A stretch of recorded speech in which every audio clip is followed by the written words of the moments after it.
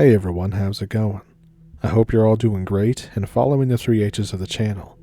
And in this video, it's all about there maybe, possibly, being mutant cryptids in Colorado. So if that sounds like something you're interested in, pull up a stump with me and let's get into it. Thank you for watching. So I've posted this story anonymously on the internet before, but I figure I want to share it again. I'm sharing it pretty much for the sake of conversation and maybe some entertainment for some people. And before anyone asks, I do have some intention to return to the area of the incident. Maybe not now, but sometime later. So you can go ahead and call me crazy or call me a schizo or tell me I'm lying, but I don't really care. I'm going to try and remove as much gun and marksmanship related subjects from the story as possible and just stick to the parts that would be more understandable to you all. But given that I'm kind of weird and given my military experience, I'm far more familiar with writing a report than some kind of narrative or a story, so it may come across as boring.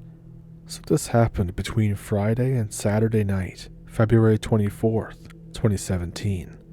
Some information about me. I was 25 years old then.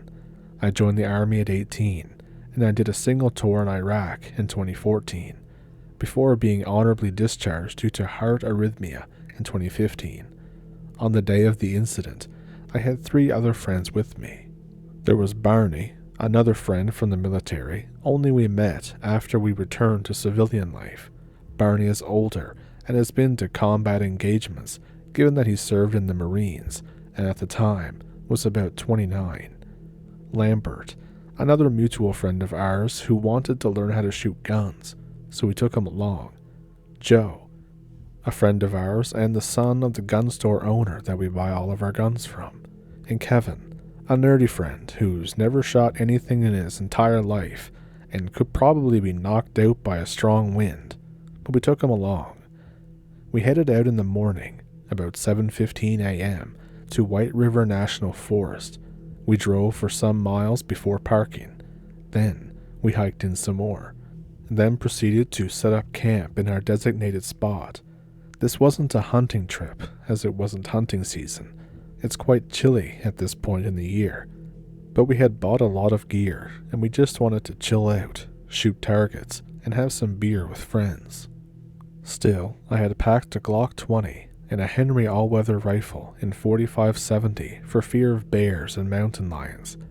I had also brought, for the fun of shooting part, my Lee Enfield rifle that I had been gifted by my dad. I also had a Remington shotgun stashed on my truck from a previous hunting trip. My friend Barney had also packed a Mossberg shotgun with some slugs. Joe had brought an AR-15, and Lambert just had a bow. And since he was going to learn how to shoot, we armed him with a 12-shot 38 Special Lever rifle that I had never heard about that Joe had procured for the occasion. I should also mention that we had women with us as well, but for the sake of their privacy, I won't introduce them. We set up camp around 11 a.m. Barney set up to prepare a fire and ready us lunch while Joe cleaned up the area. Myself, Lambert, and the girls went to check out a stream and just hike a bit. We returned at 1300.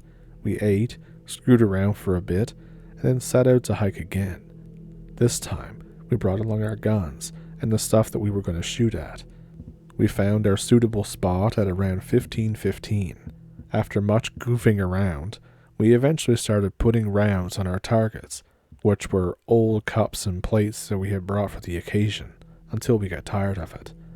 It was about 17:45 when we decided to return to the camp for cozy drinking time by the fire. As we left, Barney lagged behind a bit as he was picking up some brass and shells from the ground. He was maybe about 100 feet behind us when I turned around to call to him. I saw Barney standing there, looking diagonally from the path that we took. He looked stupidly confused and at the same time startled, so I turned back to see what was up. At around 1900, Joe caught sight of a large figure moving about the edge of the camp. We presumed it was the bear, but given that we had fire, numbers, and guns, we stood easy. At around 1915, Barney had also caught the sight of the animal circling the perimeter as light shone on it immediately. Barney commented that it was the weirdest bear he's ever seen. It had a very bear-like appearance, but it seemed weird, hunched over way too much, and there was something very off to its appearance. Around 1918, I had seen it too. Like Joe said, it looked much like a bear, but there were things that were off about it. For one, this animal was huge. Black bears are big, but this one was almost the size of a grizzly. Also, it was much more muscular. It hunched over a lot and drooped its head, but it also stood powerfully with its forelegs straight while its hind legs were crouched low. The fur seemed thick, and the animal had a kind of short mane to it, but it also thinned down a lot on its limbs and the lower body. The facial profile was also kind of different. Bears have a familiar, quote, bearish face that makes you think that they're cute and lovable. This animal looked mean, as if its sole existence was to kill and eat things. I actually mean it looked mean. Its snout was shorter, yet thicker. Think of a Tibetan Mastiff, minus the adorableness. Its ears were round like a bear's, but a bit pointier, looking like more that of a raccoon. Around its neck, the black fur became reddish, and the thing drooled everywhere. Movement-wise, it had that certainty of movement and grace, like that of a large hunting dog, not that loose gait of a bear. We were getting pretty nervous at this time. We had fired a few warning shots to scare it away, but from time to time, it would dart into sight, back and forth at the very edge of our camp.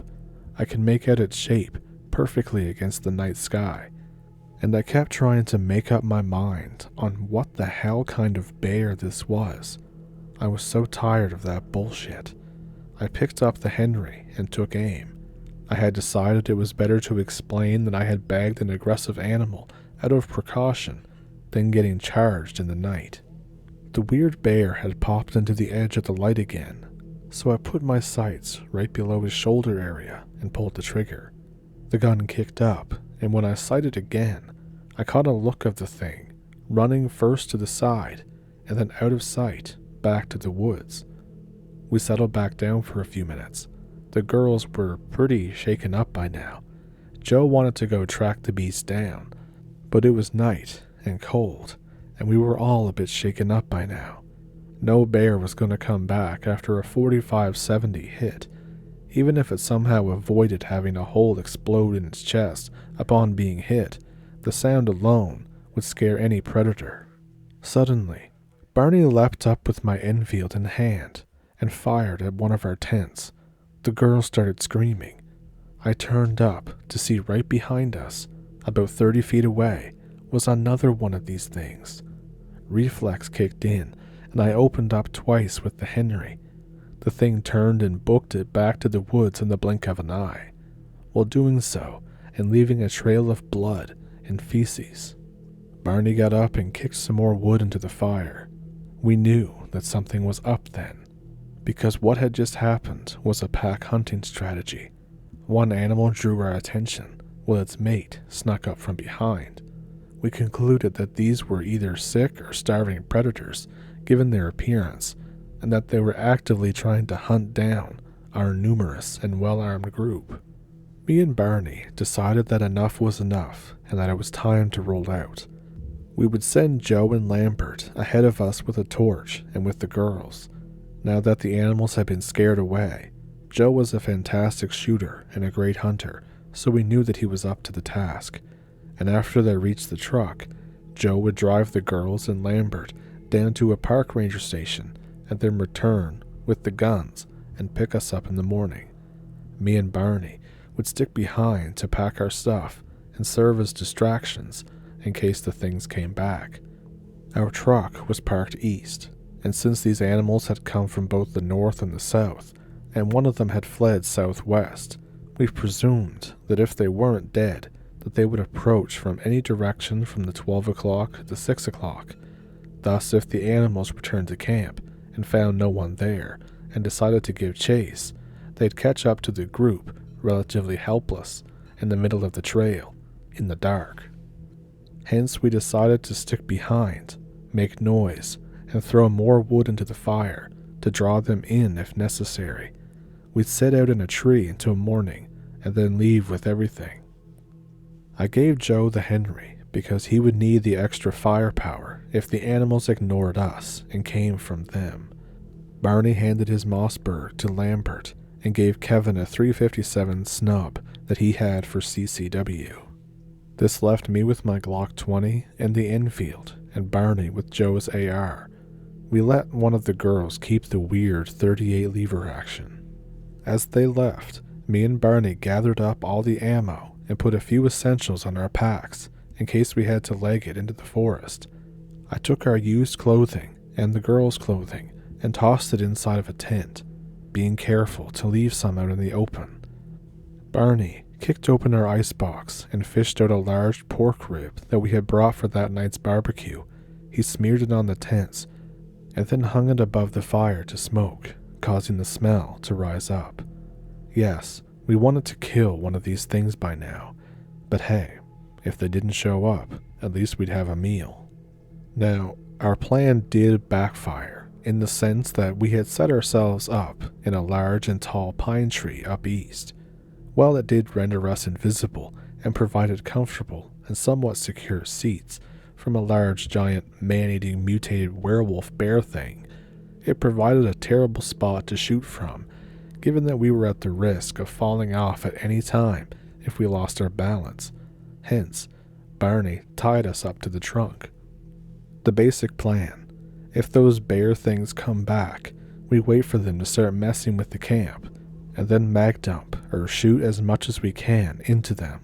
If we bag at least one, the other ones will leave us alone, and the rangers will have an easier time finding us and them if it's wounded. It was about 2100, and I had almost fallen asleep listening to some Joe Rogan rant on my phone when Barney elbowed me. I took out my earbuds and listened. Heavy footsteps and low growls. Those bear things were directly underneath of us. I wondered if they had caught our scent and would come up the tree, but then Barney whispered that they came from the east and from behind us, the direction that the group had set out in. It either meant that they had caught up with the group or that Joe had scared them away. We hadn't heard any gunshots though. Or that the smart bastards were changing their strategy. They moved up to the camp and we waited for clear shots. I'll reiterate now everything that I've said about their presence. Two of them, who looked exactly the same, but one was smaller than the other, possibly a male and a female. As soon as they had reached what I assumed to be the perfect range, and moved close enough together so that they lined up perfectly for Barney's AR, I fired the first shot. Barney mag dumped on semi-auto in sequence. One of the things got hit in the back, and it booked it to the woods due west. The other turned to stare for a moment. I shone my light in its face, and Barney gave it the 1-2 tap. It got hit in the belly area, and the thing roared before booking it south. I scanned the area with my light for the next hour while Barney decided to try to phone Joe. After a few attempts, Barney got through to Joe, who had left the group with a large party of campers that they had found along the way after telling them to get to a park ranger office, and he was returning with Lambert to pick us up. He'd try and reach the camp with the truck this time so we wouldn't have to risk another walk in the dark. As soon as Barney put down the phone, I felt something flying amazingly fast past my head and bonked the pine tree with force. It was a rock the size of my fist, and it had come up somewhere down by my left. I had barely completed that sentence when a stick hit me in the forehead.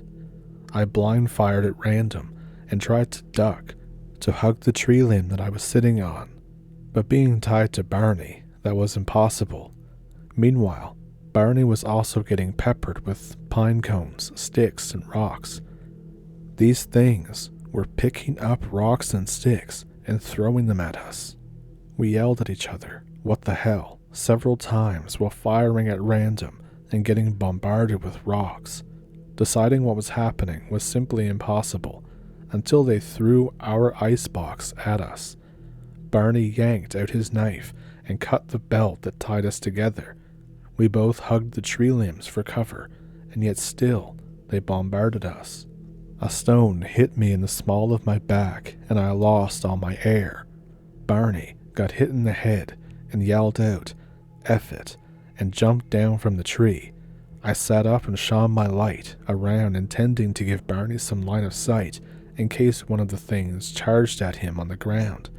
As soon as I heard him yell my name, I made my way down until I could jump down safely. Barney just tossed himself off of a 3-story tall tree basically. We hit the ground and legged it down the trail. I took point with the infield, and Barney watched from behind as his gun was more suitable for mag dumping while we ran away. About 20 minutes later, I heard something crash through the branches to my right, the north, so I turned and shone my light on one of the things running parallel to us. I yelled, "Left," and shot the thing in the side. It fell down with a thud and rolled out of sight. As I turned right to see Barney sighting down the big one who was coming at us from that direction, I pointed and fired. Barney opened up with the AR. He got about 4 rounds off before it jammed up.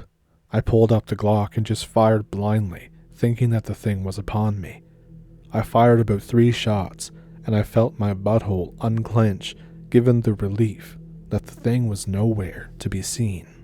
Me and Barney then took off into a dead sprint on the direction that we thought the trail was in. We fell about 10 times and kept pushing through, and then all of a sudden we started to hear a loud noise gaining on us and felt that something was coming at us from behind. Tired and out of air, we turned to blind fire, but then we see the truck approaching us from the trail. We booked it back, and while I jumped in the back seat, Barney simply dove or jumped or tossed himself like a sack into the back of the truck. Joe sped off as me and Lambert dragged the dead tired Barney in through the rear window. As we pull in his last leg, I look at the edge of the woods, and I see the big one prancing there, heavy breathing, causing a thick fog to come out of its nose. Its fur was covered in blood from where we had hit him. It bared its teeth at us, and then disappeared, maybe finally scared by the truck. We drove far enough that we encountered the campers that Joe had left the party with. They had been trying to reach the Rangers by phone.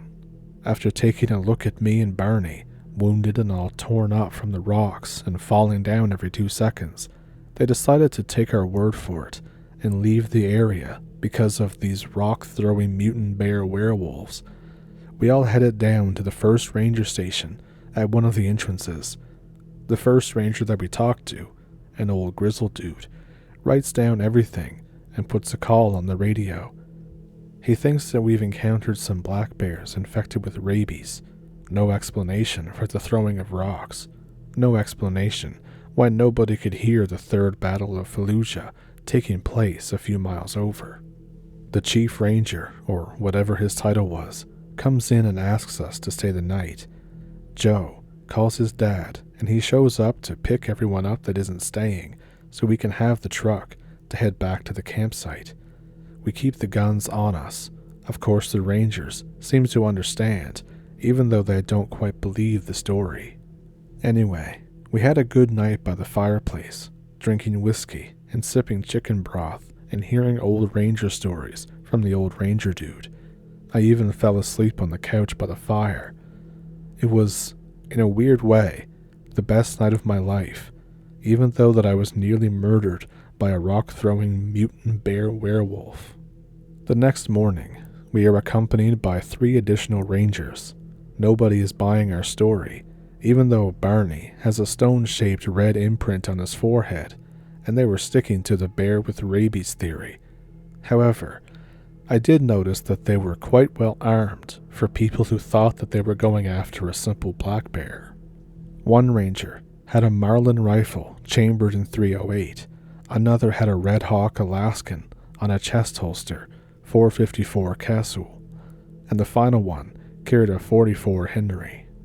Our campground was completely demolished. Our tents had been torn and thrown around. All the food was gone, including all the beer. The pork ribs were stolen, of course, and our clothing was littered everywhere. Luckily, none of the clothing had been damaged, really at all, and the rangers helped us gather stuff up like wallets and phones that had been left behind. On the way over, we did find tracks. They looked like bear-like tracks, but they were different. There was dried up blood and fur, and a bunch of our casings. I also showed the ranger the tree that we had hid in, and how the ground around it was littered with rocks and sticks, and how our icebox was stuck on a branch halfway up. They concluded that it was bears, possibly grizzlies, but they were black, and they weren't grizzlies. They were still sticking with the rabies thing, but we know this not to be true. Then, they ordered us to pick up our casings on the trail back. One of these days, I plan to go back, if anything, just for pictures and for documentation purposes. I'm not going to spend the night, although Barney is coming, and he's willing to camp out there if we can find a lot more people and bring a lot more guns. If that ends up being the case, I probably could set up trip cameras. I'll borrow them from my dad, if it isn't snowing too badly. I'm positive that those things were not bears, and I can't explain how they didn't die or get scared after getting shot so many times by relatively large caliber bullets. I'm not even sure if it was only two, or if we actually killed one or two and we were set upon by others. Or maybe I'm just a terrible shot under pressure and I missed everything. I don't know.